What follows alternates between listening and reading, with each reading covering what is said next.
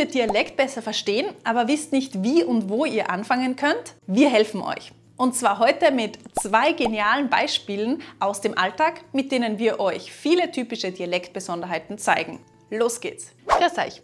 Wir sind Nati und Verena aus Salzburg. Bei uns dreht sich alles um das Deutsch und das Leben in Österreich. Wir begleiten euch von eurem ersten Kontakt mit dem Dialekt bis hin zum Moment, wo Gespräche verstehen kein Problem mehr ist. Nummer 1. Unkraut vergeht nicht. Unser erstes Beispiel ist eine typische Redewendung und wir können sie auch schon recht gut verstehen, weil sie sich vom Standarddeutsch nicht stark unterscheidet. Schauen wir uns die Wörter nacheinander an. Erstens, Unkraut ist ein standarddeutsches Wort. Mit Unkraut bezeichnen wir meistens niedrige Pflanzen, die wild und viel wachsen und die wir nicht als nützlich oder sinnvoll ansehen. Zweitens, danach kommt ein Verb, und zwar vergeht. Hier wird es zwar anders geschrieben, aber es klingt wie im Standarddeutsch. Es steckt das Verb vergehen dahinter. Im Dialekt gibt es keine einheitliche Rechtschreibung, daher schreiben wir im Dialekt oft so, wie es klingt. Und die Vorsilbe ver sprechen wir eben meistens wie fa aus. In unserem Beispiel bedeutet vergehen, sterben oder aufhören zu existieren. Damit wir die ganze Redewendung verstehen können, brauchen wir unbedingt noch das letzte Wort. Wisst ihr, was nicht heißen könnte?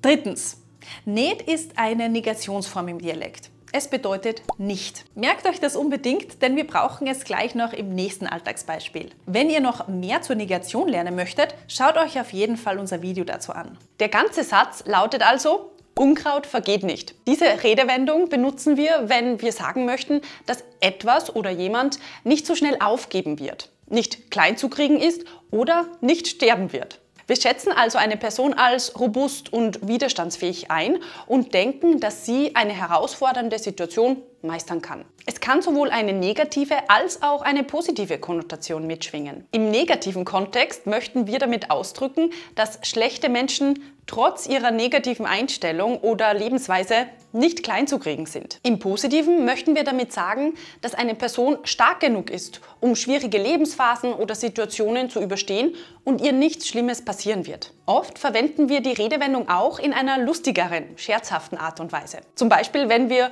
über uns selbst sprechen und sagen möchten, dass wir etwas gut überstehen werden. Es kommt also wie so oft stark darauf an, wie und in welchem Kontext wir die Redewendung verwenden. Hier noch ein paar Beispiele, damit ihr die Bedeutung besser verstehen könnt. Der Lukas muss schon wieder operiert werden, der Arme. Na, mach dir keine Sorgen, der schafft es schon. Unkraut vergeht nicht so schnell.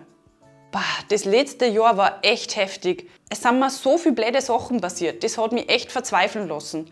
Aber Unkraut vergeht nicht. Es gibt die Redewendung übrigens auch mit dem Verb verderben, also Unkraut verdirbt nicht oder im Dialekt Unkraut verdirbt nicht. Wenn euch noch andere typische Redewendungen im Dialekt interessieren, dann schaut unbedingt hier oder hier vorbei. Jetzt schauen wir aber weiter zum nächsten Beispiel von heute. Was heißt buddel die nicht auf? Beispiel Nummer 2. Buddel die nicht auf. In diesem Beispiel können wir die letzten 2 Wörter schon verstehen. Nicht kennen wir von gerade eben. Was heißt es nochmal? Genau, es ist die Verneinung nicht. Und auf kann entweder ein Präfix eines Verbs sein oder eine Präposition. Sie ist aber sowohl im Standarddeutsch als auch im Dialekt gleich. Damit wir verstehen, worauf sich auf bezieht, müssen wir uns den Satzanfang anschauen. Da kommt nämlich ein Verb. Und zwar ist es der erste Teil des Verbs aufpuddeln.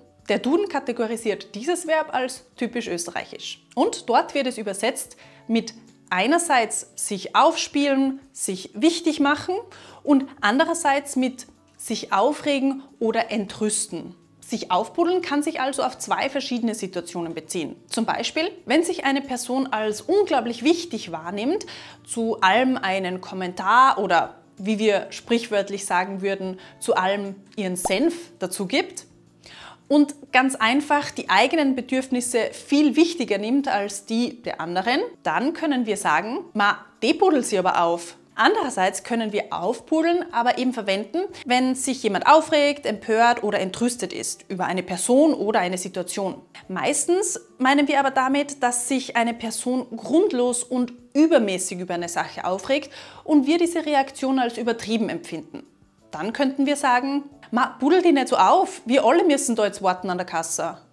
Statt Pudel mit P könntet ihr auch die Schreibweise mit B finden, also Budel. Das kommt daher, dass wir Konsonanten wie P, T oder K im Dialekt oft abgeschwächt aussprechen. Und dann klingt Pudel eben wie Budel. Oder der Name Peter klingt dann im Dialekt oft wie Bäder. Und da es keine einheitliche Rechtschreibung im Dialekt gibt, wie wir euch vorhin schon gesagt haben, kann jeder und jede entscheiden, wie er oder sie Wörter schreiben möchte. Wie ihr sicher gemerkt habt, ist das Verb reflexiv. Wir sagen also sich aufpudeln. Daher brauchen wir ein Reflexivpronomen. Und das sehen wir gleich nach dem Verb, das die. Es steht für dich. Das ist im Dialekt etwas sehr Typisches. Wir verkürzen Wörter sehr oft und gern. Auch mich wird zum Beispiel zu mi oder ich wird zu i. Und sich wäre im Dialekt einfach sie. Gut, jetzt verstehen wir alle Wörter im Satz. Er bedeutet, pudel dich nicht auf.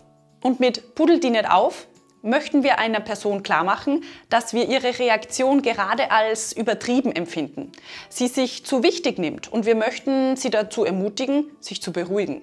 Was wir allerdings als übertrieben und aufpudeln empfinden, ist natürlich immer sehr subjektiv. Der ganze Satz "Pudel dich nicht auf" ist übrigens ein Zitat aus dem Kultfilm Muttertag.